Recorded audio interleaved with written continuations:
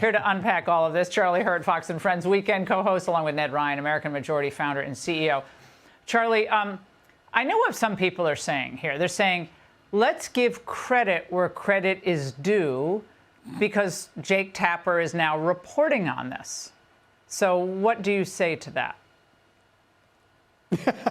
Well, you know, you kind of want to try to find somebody over there that you give some credit to, because it's sort of hard for us to believe, and we don't want to accept the idea that people really are this dishonest. But I love what he said. Liars lie about their lies.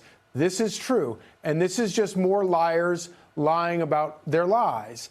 And I don't really know what is worse, whether or not they actually knew what was going on and they intentionally covered it up, or they were so deluded that they are only discovering it now because you've got a bunch of angry donors in the Democrat Party.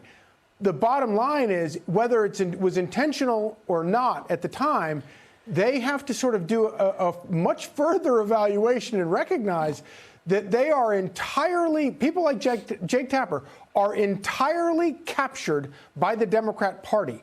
And they do whatever bidding needs to be done. And whether it's overt and intentional or just subliminal and it's how they breathe, either way, it leads to a totally dishonest and corrupt media. And I think that they have lost so much credibility that it almost doesn't even matter anymore. And Ned, it was so bad, apparently, Biden didn't even recognize one of his close Hollywood pals. Watch.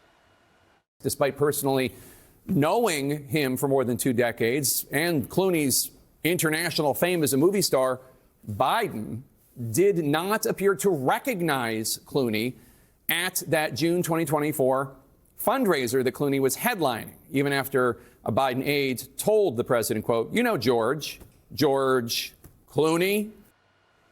Ned, remember when he walked out on stage? It was a very disturbing scene. But this had been a disturbing scene for all of us right now. Years. For you and for Charlie and for myself since 2020.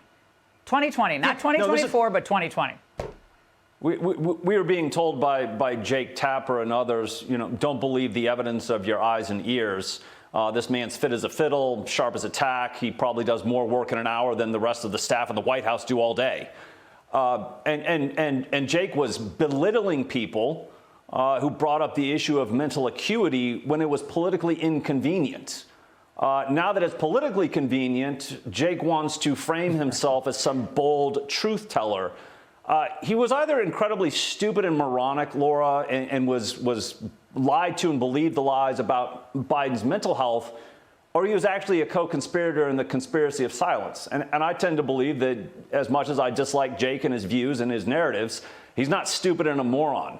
He wasn't duped. He was absolutely a co-conspirator and actually was pushing the narrative coming out of the Biden White House and Lady McBiden because they wanted another 4 years. And I think that if it hadn't been for that disastrous debate in June of 24, Jake and his allies would have continued the lie through the elections and hoped that Biden got another term and then would have conveniently pushed him out so Kamala could be president. But now that the lie's over, might as well cash in on the lies and make some coin while I'm at it. Oh, that's. I thought I was brutal until I just heard that, Ned. But Charlie, Senator Schumer actually got called out today for lying by the same group that helped cover up the other lie in the first place. Watch. You were in there. You saw him up close and personal. Did you really not have any idea that he was not fit to serve a second term? Casey, we're looking forward. We have the largest Medicaid cut in front of us. We have the whole federal government at risk. You're facing all of this because you lost a presidential election. And is that not Joe Biden's responsibility for deciding to run again? We're looking forward. That's it? That's it. Yeah. But again, Charlie, I think we are looking forward. Trump's doing all these deals in the Middle East, chalking up all these wins. So that's all forward. But this is an important story. Why is this important? Oh, I think it's absolutely an important story. And we spent a lot of time talking about how the Democrat Party did true generational damage to their name, to their party, that I don't think that we will ever see them entirely get over because of the lies that they told and the corruption the rigging of elections for the primary in 2024, everything that they have done, I don't think they'll ever get over it. But what we talk less about is the fact that so did the media. The media did existential, generational damage to its own credibility in a way that I don't think that they're going to fare any better than Democrats will going forward. And that is exactly right as well. If they could have, they would have pushed Biden over the finish line and then 100%. pushed him for the next 4 years as much as possible, and maybe at some point jettison him for Kamala. They would have covered up for Kamala. They did that as well. Charlie and Ned, brilliant analysis as always. Last week, Joe Biden crawled out of his basement for a little damage control. But he wandered onto The View and accidentally reminded everybody why he dropped out in the first place. The projects, the benefits. How do you lead the world without having the best infrastructure in the world? How do you lead the world without having the best health care in the world? Not only did Biden destroy his legacy by staying in the race, he ruined Kamala's too. So Democrats are leaking like crazy to Jake Tapper. Biden's determination to seek re-election was an abomination. He stole an election from the Democratic Party. He stole it from the American people. Harris's 107-day campaign against Donald Trump was an effing nightmare. And it's all Biden. He totally effed us. Schumer's fingerprints were all over the coup, but his lips are sealed. I'm interested to know whether the man that you saw sitting there on that couch on that day, you were in there, you saw him up close and personal. Did you really not have any idea that he was not fit to serve a second term? Casey, we're looking forward. We have the largest Medicaid cut in front of us. We have the whole federal you're government facing all at of this risk. because you lost a presidential election. And is that not Joe Biden's responsibility for deciding to run again? We're looking forward. That's it? That's it. That's not it.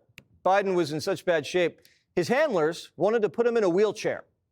Joe Biden's physical deterioration was so severe in 23 and 24 that advisors privately discussed the possibility he'd need to use a wheelchair if he won re-election. One more fall, and Joe would have been asleep at the wheels. So the White House physician, Dr. Kevin O'Connor, was telling White House aides that President Biden's deterioration of his spine, the degeneration, was so significant that if he fell one more time, that he might have to be in a wheelchair and serve in a wheelchair for his second term. But everybody pushed off the notion that he used a wheelchair until after the election. Joe's spine wasn't just giving out, his memory was too. During his debate prep, all he was doing was napping and asking for cough drops. And he couldn't remember the name of his national security advisor, Jake Sullivan. He kept calling him Steve. And at that famous fundraiser where Barack had to push Joe off the stage, Biden didn't even recognize George Clooney. That's when Clooney knew he was shot. Anyone who doesn't recognize George is obviously not all there. But the cover-up was deep. Even though everybody was in on it, Tapper was like, I was duped. It's the White House's fault. The bottom line is the White House was lying, not only to the press, not only to the public, but they were lying to members of their own cabinet. They were lying to White House staffers. They were lying to Democratic members of Congress, to donors about how bad things had gotten. And then after the election, we found out all of these things that when you looked at what was going on with President Biden at the time, it probably doesn't surprise you the extent to which he was deteriorating. But now we have anecdotes and facts about what was really going on behind the scenes with details that Democrats wouldn't share with us until after Election Day. Jake's 50 and just found out politicians lie. Jake Tapper's getting paid to write what Fox was reporting 4 years ago. We didn't need sources. We had our own eyes and ears. What's Tapper's next book going to be? Biden's border crisis? If you had a time machine and went back a couple years and read Tapper's book right to his face, he'd probably cut you off and call you an imbecile.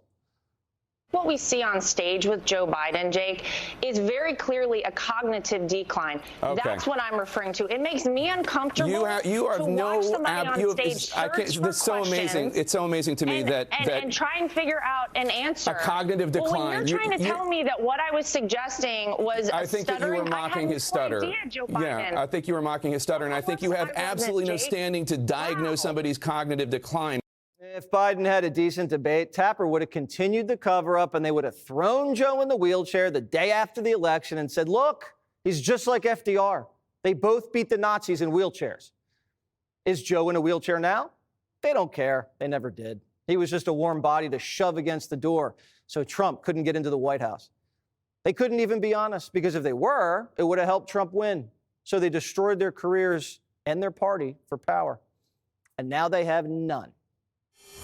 Host of My View on Saturday nights, Lara Trump, is here. Lara, do you think Jake Tapper owes you an apology? Well, you can see for yourself in that clip, it wasn't just enough for him to deny the cognitive decline that was obvious to everybody with eyes and ears in the United States of America and quite frankly around the world, Jesse. He had to go a step further. He had to shame me and insinuate in an astonishing insinuation that I was mocking someone with a stutter. Nobody knew Joe Biden even had a stutter, I don't believe. But that got me a lot of hate from a lot of people. Captain Sully went on to write an op-ed to shame me even further after that interview. So I'm expecting a full-throated public apology at any point. I'm holding my breath from Jake Tapper and maybe from Captain Sully as well. But this is the reason that the legacy media has lost the trust of the American people. Only about 25% of the country believes these people anymore and thinks they can actually trust them, because there's only one of two options here. Either Jake Tapper is just about the worst journalist who's supposed to investigate and research and, I mean, maybe was totally blind for about 5 years there, or he denied like they all did, tried to cover up what we all saw ourselves, and now that he can make a buck off of it, now all of a sudden he was duped by the White House. It's absolutely ridiculous, of course, Jesse. Is he still being duped? Because all these people feeding him this stuff are saying, oh, I didn't know. We were all duped. Yeah, I mean, it's so crazy. That's the thing. We all saw it and we all tried to call it out. I mean, I don't know how many times I came on Fox News over the course of the past 4 years and we all talked about one thing after another that we saw happening with Joe Biden. I think that this is just more of the same that we're seeing from the Democrats. There's a reason they don't want Joe Biden out there. It's because the contrast between Joe Biden and Donald Trump could not be starker. You have President Trump, who in the past weekend, I mean, the number of things he got accomplished, from bringing home the last living hostage, of course, Hamas hostage, to flying over to Saudi Arabia, to his drug pricing, to everything he's been able to do over the first 100 days, and let alone the past weekend. Joe Biden couldn't have done one of those things his entire presidency. And so the contrast between these two individuals cannot be more stark. The Democrats should be embarrassed. They should be ashamed. And quite frankly, I think we're lucky that nothing worse happened over the past 4 years with Joe Biden in the very fragile and very declined state that he obviously was in. We dodged a bullet. Well, yeah, 10 to 20 million foreigners flooded the streets. But besides that, yeah, it could have been a lot worse. Before we go, Lara, you should just invite Jake on your weekend show. You guys could hash it out. He's got an open invitation anytime, Jesse, he would like to come on My View, 9 p.m. on Saturday nights. I'll have a nice warm seat waiting for him. All right. Sounds good. Thank you so much. Good to see you. Click here to subscribe to the Fox News YouTube page to catch our hottest interviews and most compelling analysis. You won't get it anywhere else.